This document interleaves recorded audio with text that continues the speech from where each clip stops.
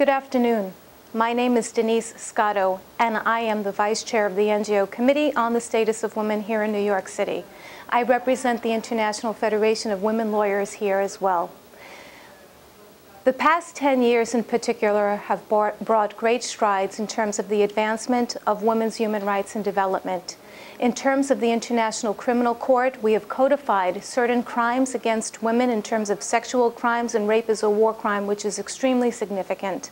At the same time, for places where there is peace, there is also much that needs to be done for women. And an extraordinary mechanism, the optional protocol to CEDAW, is something that has been approved and ratified in many countries, which is another mechanism for women to use in order to advance and protect and safeguard. So we've come a long way, but at the same time, we know that there is a long way to go.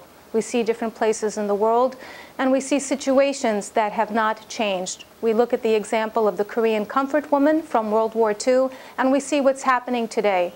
But we have hope with the ICC and the ad hoc criminal tribunals, as well as other legal mechanisms and other mechanisms within the UN system, that things can change.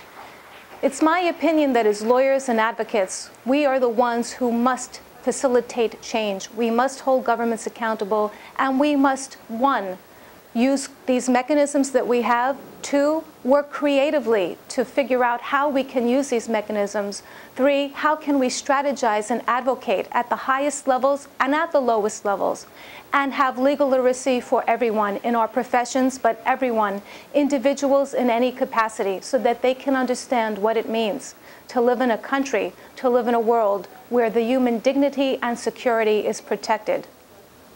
I want to thank everyone in the women's movement who have been active, especially the women who are at the grassroots level in developing countries. When I was working in the UN in the Division for the Advancement of Women, there were so many women at the lowest levels who would come to the meetings, to the CSW, to the CSD, and many other meetings, Monterey.